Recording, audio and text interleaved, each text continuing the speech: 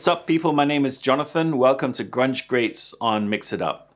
Today, we're going to be talking about the opening song on this album, Dirt. Dirt came out in 1992. It was a game changer. This album, from the way the production was, the way the songwriting was, the vocal performance, all of the performances on the album was just killer. These guys were at the top of their game. They had a facelift behind their belt, and they just came up with a killer album. To me, it is the best grunge album ever made and one of the best albums ever produced. A little bit of background on the song. The song has an odd time signature. It starts out with 7/8 timing and then it moves to 4/4 timing in the chorus. That is a production style I personally use sometimes because the odd time signature takes you kind of off color. It kind of takes you by surprise. But yet, by keeping a 4/4 timing or a regular timing in the chorus, it kind of makes you move a little bit more and brings a bit more energy in the song. And that's a mastery of the song. The song was written by Jerry Cantrell, and the album and the song was produced by Dave Jordan. That combination, Jerry and Dave, to me was one of the best combinations. Unfortunately, Jerry and Dave, for whatever reason, we'll never know, don't see eye to eye these days, but that combination at that time was killer, and they clearly worked well together. So some features of the song to me that are memorable. Number one, the guitar tone. The guitar tone on Dirt are just amazing. The other thing that's quite underrated actually is Sean Kinney's drumming. Sean and Jerry are clearly good friends, and I think that's the closest relationship inside of Alice in Chains today. And when Jerry, he said it many times, when he comes up with riff ideas, he first goes to Sean and kind of jams them out. You can see that Sean and Jerry, rhythmic-wise, are a team. And you can see it in them bones. Not only the bass and drums, which typically are considered the rhythm section, are in the pocket, but the guitars and the drums are in the pocket. It's just amazing. Other things that memorable is the typical Alice in Chains multi-layered doubled vocal production. Lane Staley was an amazing vocalist, but the way, not only his talent, but the way he could layer himself and also work with Jerry to come up with harmonies was amazing. Which makes him stand out. He's not the best vocalist in the grunge era. To me, that prize goes to Chris Cornell. But the way he put the production in and was able to layer his vocals made him step above the rest. And the other thing is, I'll show you here. This is the lyrics for Them Bones. Do you see how much lyrics is there? Now, I'll show you now the lyrics for Fell on Black Days, which is a song from Soundgarden from the mid-90s. Now let's look at a song, Vaseline, from Stone Temple Pilots. You see a theme here? Sometimes less is more. And you'll see that in Alice in Chains. They don't put a lot of lyrics in their songs. And Lane tends to stretch out the few lyrics he has and make them, sometimes carry them on and play with the lyric and sing actually a melody with the same word. And I think that's another memorable thing about Alice in Chains. So what I'd like to show with you today is a little bit kind of digging into the detail. I made about a year and a half ago a cover of Them Bones. And I tried to do a vocal performance and do the rhythm guitars myself. So I made all the rhythm guitars new and the vocals, and I just used the drums and the bass and the solo from the original. Since I have that here and I played around with it and improved the guitar tone a bit, I'd like to show you a little bit of insight about how I use that production and it gives you a little bit of insight about why that song from production point of view is so awesome. So let me start first with the vocals. So these are my vocals because obviously I don't have every single track that Lane produced. I mean, you can get the vocal track by itself, but you can't get the individual tracks. So by having that, I'd like to show you something. So what I'm going to do right now, I'm going to play the vocals just with a single take for each part. So the song starts with a scream. Sorry for that. And then it goes into the verse melody, which is quite short. and it's a harmonized vocal. So what I'll do is I'll play the vocals alone and that first vocal part, and just one take per part. So the scream, one take, the two harmony parts, one take each. Now listen to this.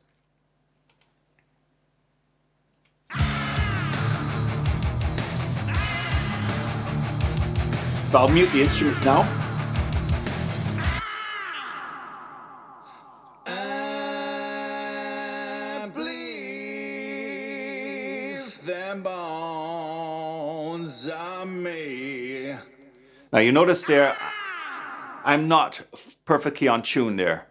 And it sounds a little bit shitty, to be honest, because I'm not perfectly in tune, and you're holding a note continuously. And they're actually, Lane himself couldn't even do that absolutely perfectly. I mean, he's much better than me. But you detect that something's not perfectly in tune there. And it also sounds not as like the original.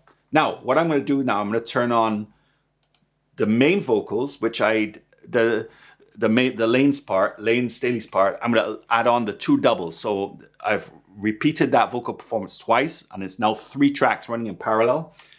Jerry's part, which is the backup vocals, I also recorded twice. Now I believe, according to the what I've read about the album, he only did it twice, but okay, I did it 3 times like Lane. And the scream part, I've also done that 3 times. Now listen to the difference. Now, so the scream is 3 vocal takes, Lane's part is 3 vocal takes, and Jerry's is 3 vocal takes. And keep in your mind that I didn't sound perfectly in tune when I played it by itself.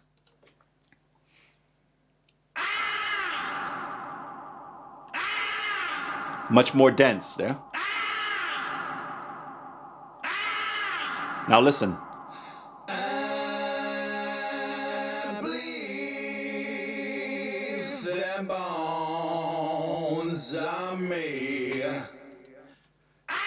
That did not sound out of tune. And that is, to me, the key of Alice in Chains vocal production. If you listen carefully to Lane's vocals in some of the studio productions, he's not perfectly on tune all the time. But what chorusing does is when you have two sounds that are very similar but not perfectly similar, and you get this what's called chorusing effect, where it sounds fuller. The 2 performances or multiple performances sound better than the one. That is the key to the vocals in Alice in Chains. You don't have to be perfect, but what you do have to do is you have to say you have to have the timing of the vocal performance needs to be perfectly lined up, not necessarily in tune, but lined up. So you have to say them bones are me. You have to be on time, because if you say them bones and you start later or earlier, it sounds like a bunch of people talking around. Whereas if it's lined up on timing wise and not perfect in tune, it sounds awesome. Lane was a master at that. And that's the key to his awesome performance. Let me go a little bit further now. I'm going to go into now the guitar part, and I'll play a section of the song. I'll mute the vocals and I'll play a section of the song, and I'll start out with the drums. So this is actual Sean Kinney here playing.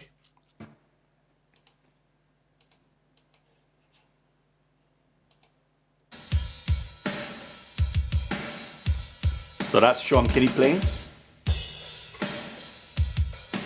So the first thing you'll notice here is that riff, that da-na-na-na part. It'll come back around now. That part where he goes da-na-na-na and makes that small break.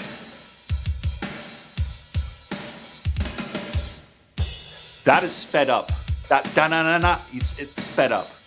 That is a key to also Sean Kinney and Alice in Chains' performance. I've seen Alice in Chains quite a few times live. Sean can keep time really good, but he will speed up and slow down in the song, especially in breaks like that. He will speed up to build up energy in that. And that's what makes him one of the best drummers in the grunge era. Listen, that's sped up. And the bass and the guitar are in the pocket with that. So let me bring in the bass now. This is actual Mike Starr, rest in peace, playing.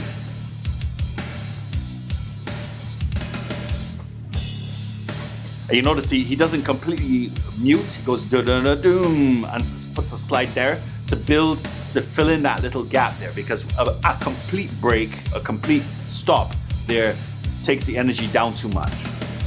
So now let's bring in the guitars. This is me playing, emulating Jerry Cantrell.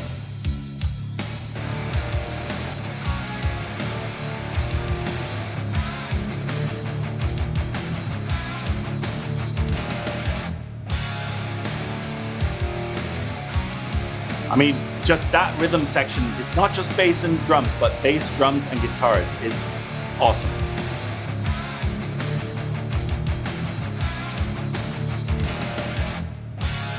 So, let's dig into the guitars now. This is my performance of trying to emulate the great of Jerry Cantrell.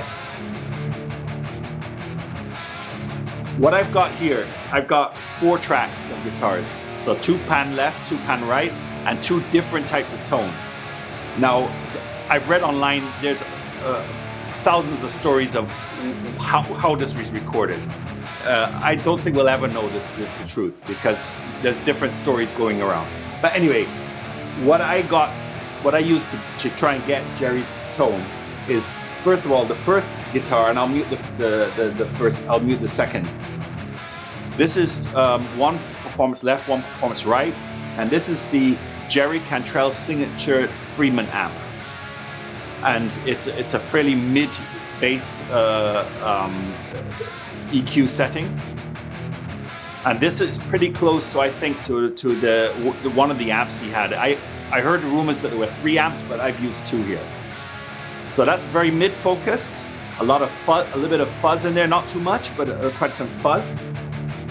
Now I'll bring in the second guitar. So this is not the same performance. So it's 4 individual performances, and this is a Rev Generator 120 amp, which is kind of in the direction of a Mezabuki dual rectifier, which is the rumor that was the second amp. So I'll bring that in now. I'll bring in the second amp. That brings a lot more girth into the song. Now what I'll do now, I will switch between my vocal attempt to emulate Jerry's tone, and I'll switch to the original tone from Jerry. So I'll do that right at the end here now. So this is Jerry. It's not perfect, but it's pretty close. You hear that little very high MIDI part in there. You feel that grunt, that low end grunt that's there, and there's a lot of mids in there. But it's nothing. Even though it has a lot of mids and what would typically be a very boxy type of feel, there's none of that here. So this is EQ'd to perfection. Again, Dave Jordan, Jerry Cantrell also seems to have a good ear for what he wants. Those 2 came up with a killer tone. Again, I've used 2 amps for this. I've heard they use 3, but it's definitely something in the direction of a Friedman Marshall Bogner, and something with a more, shall we say, American Mezabuki type of tone. So let's put that all together now. So drums, this is my guitars now. Bass, and put the vocals in.